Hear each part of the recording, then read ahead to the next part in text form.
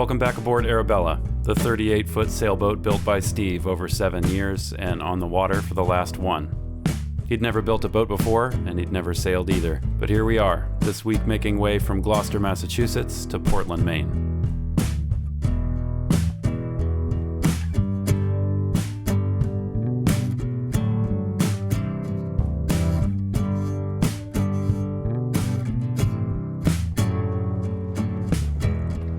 Last night in Gloucester.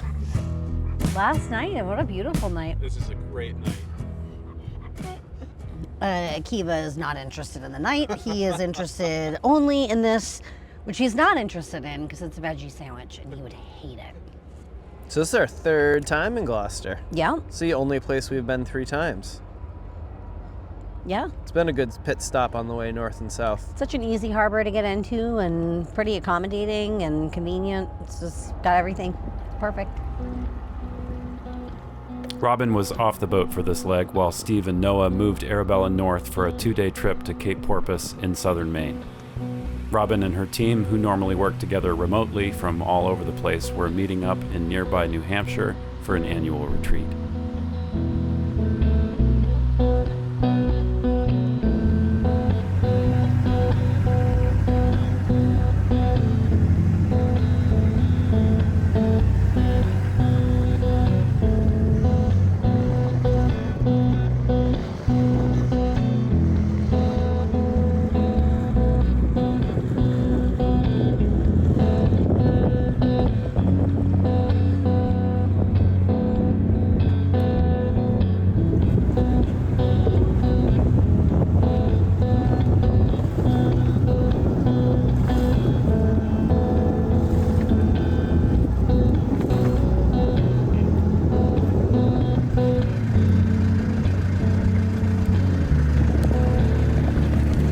Adios, Gloucester!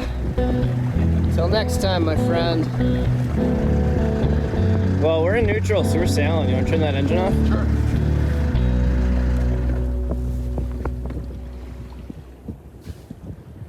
That is a great sound. The sound of just sailing. The forecast is for really light winds, and that held to be true. So we did a little sailing out of Gloucester, and then lost the wind around Cape Ann. Had to throw on the motor.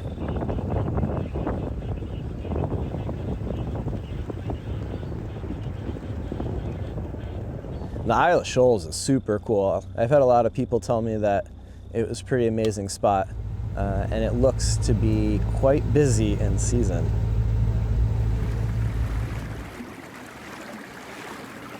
And there's just a couple other boats tied up to the moorings there.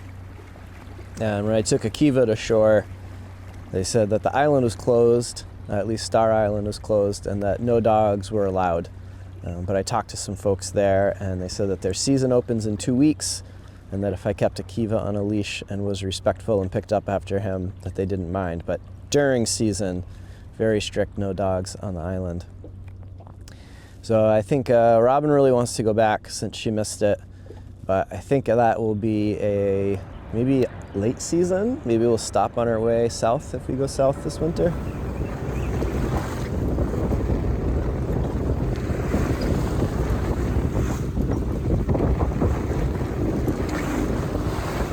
Noah and I's second day up to Cape Porpoise, we motored the whole way. We tried to sail, but we were heading directly into it, and it was just gonna take us a really long time to make that many tacks to get to go and where we wanted to go.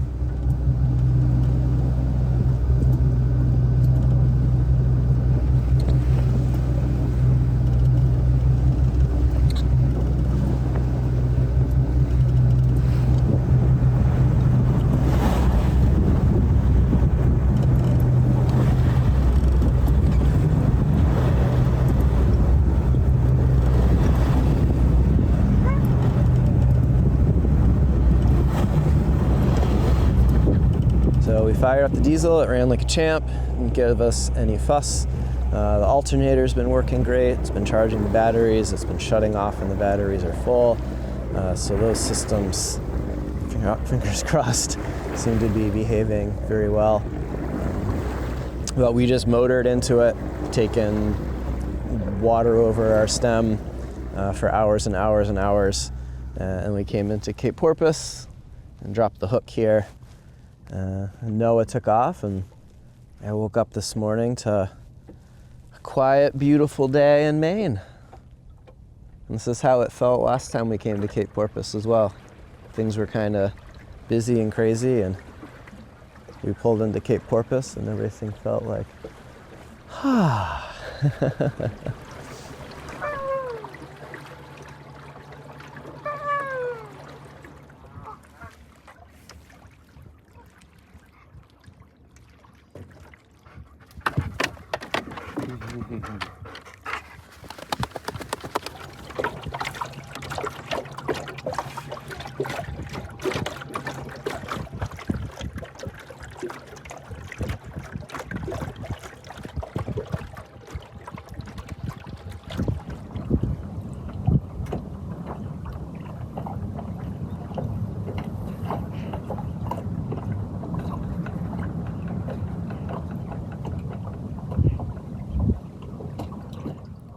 Steve and Akiva spent a couple of quiet days in the harbor before Robin came back from her work thing. They planned on extending their time in Cape Porpoise for a few more days before continuing north to Portland.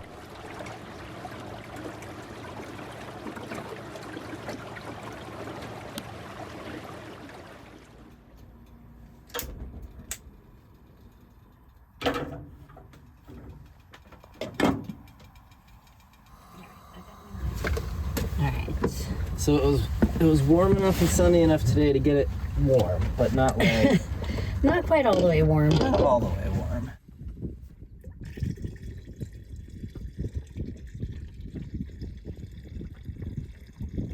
These little showers are super handy. They've been using this one slot canyoneering just to rinse off at the end of the day, and it actually gets like super hot when it's in the sun all day. So hopefully soon it'll be warm enough to heat this thing up, because this is like our missing piece to the real, to like living aboard. It's like the last piece of the puzzle.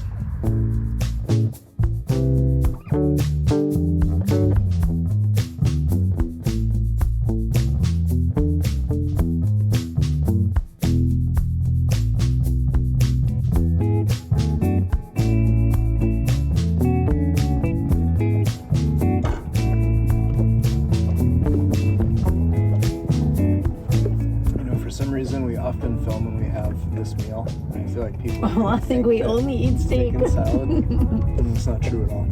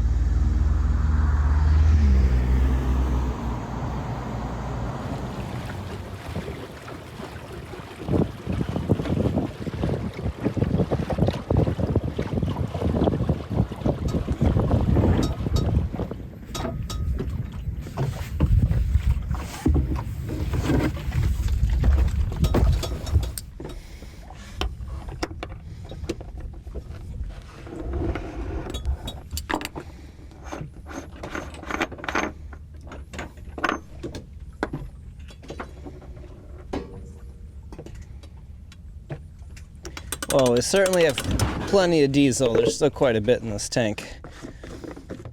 And then the other tank is full.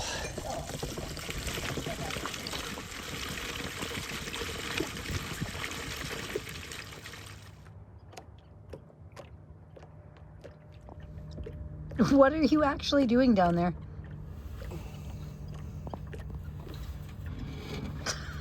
This is gonna be bad. That's a good boy.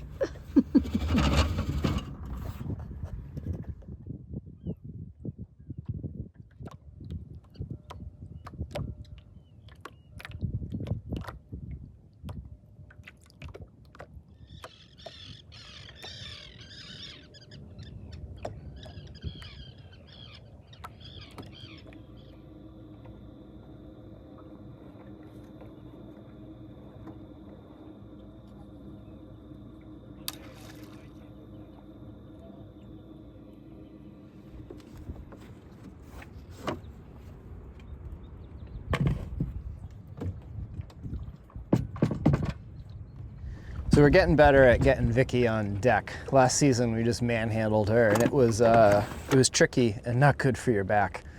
So we're slowly refining the system here. But there's a cleat in the stern for when you sail her. So I hook a line on there, which goes up to a block, which has a sling, which just friction hitched around the shroud. So this end I'm going to use a little piece of climbing gear. It's called a micro traction. So the rope goes in like that, and then it's a pulley or a block. If you press this little button, this little teeth pop down, and it goes one way, but not the other.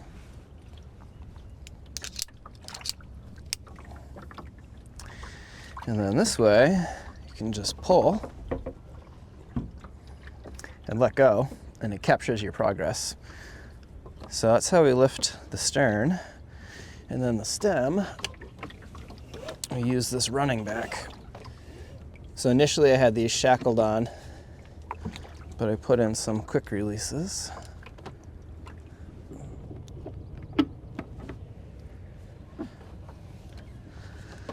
And now, real important, you have to remember to untie the dinghy. It's really difficult to lift up onto the boat when it's still tied to the boat. As we learned the hard way. Okay. So this is set up right now to pull up, but I think it's easier to pull down. So I'm gonna throw a trucker's hitch in here.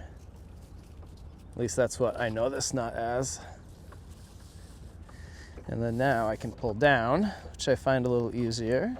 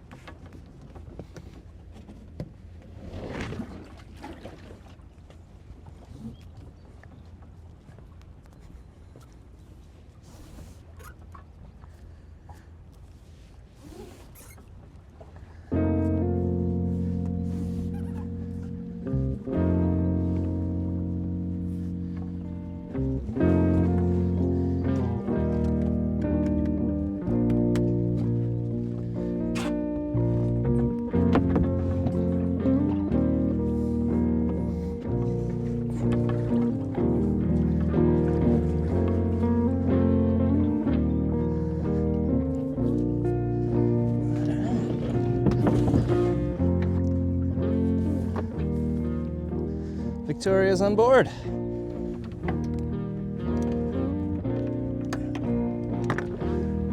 Much easier than manhandling it. It's really not difficult.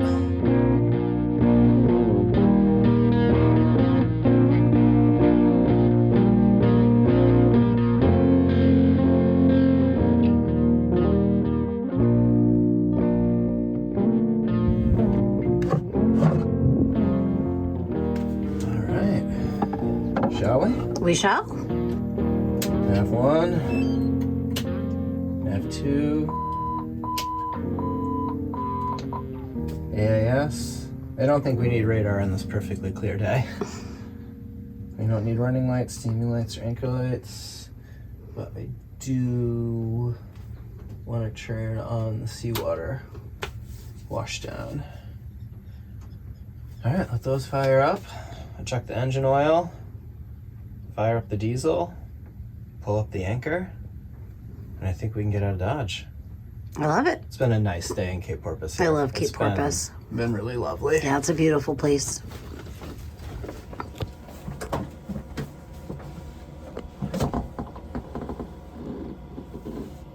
Let's see what we got. Did a lot of motoring.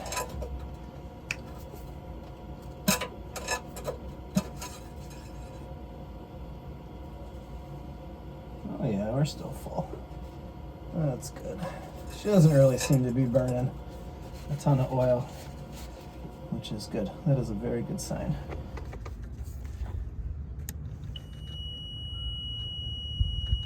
The battery light's okay? Yeah, so the battery light and the tack are tied to the wake speed. And it seems like when the engine fires up, it takes a minute for everything to kind of get situated, and then the tack comes on. Or I'll just turn the wake speed off and back on, or start the engine one more time, but it seems to clear itself, and I'm not sure exactly what the glitch is, but it's happened a couple times now, and it's just been kind of like a turn it on off type deal, and it figures itself out. Yeah, let me go grab the anchor washdown hose, and we'll start popping that up.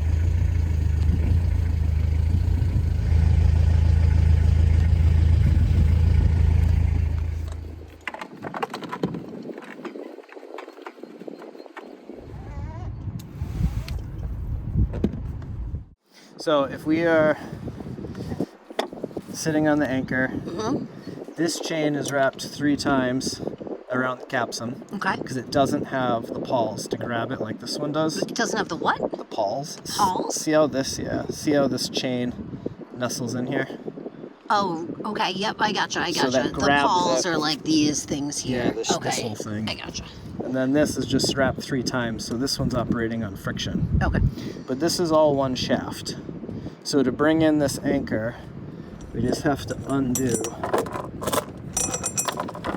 that chain. And you can leave it sitting over the top is fine. It just needs to be able to move freely and not be trying to pull this one in. Okay. That's step number 1. This here is a friction mechanism. It acts kind of sort of like a clutch. So when I loosen this, it's opening this metal band up. Okay. And it's reducing friction so that this can spin. And when you crank it down, it's cinching down around it and it's stopping this. So this is what makes it so that the anchor chain doesn't just freewheel out of here. Okay. So that's got to be loose to bring the anchor in. Okay. And then you can't forget about this guy here that's kind of hidden. Okay. So Gotcha. if you want to let anchor chain out, that has to be down. Okay. And this has to be loose. And the handles have to be down. And then this is spin. Okay. But we want this up because we're bringing the anchor up. Okay. And if we bring the handle forward. Yeah. And then this is what catches. Cool. All right.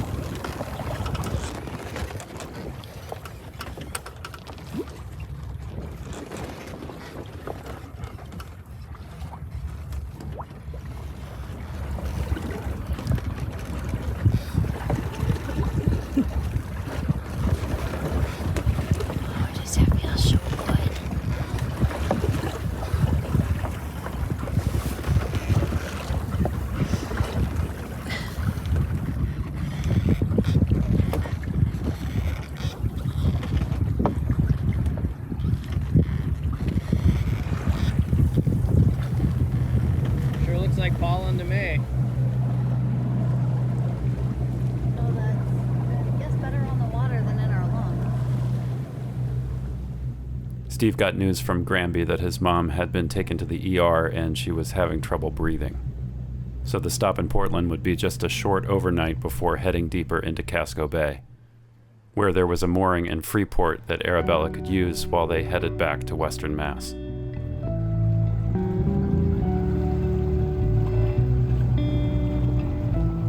Leaving the harbor the next morning, they caught sight of a NOAA science vessel towing in a dead humpback whale that had become entangled in fishing nets and drowned off of Cape Elizabeth.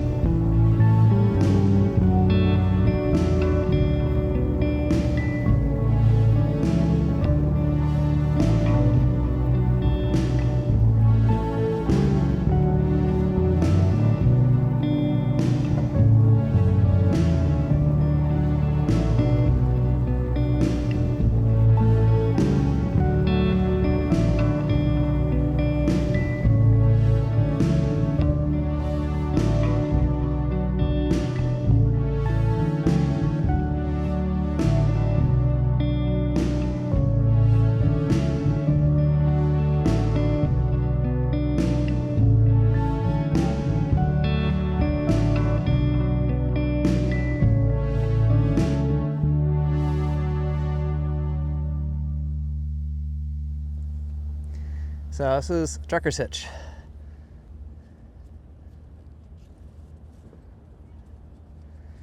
And the only real trick is to make sure that this end that can move is the one that you're pulling on. So you're gonna run this line kind of back through and pull through that. If you do it the other way, what'll happen is this will cinch up on you. But it's just a very simple little hitch.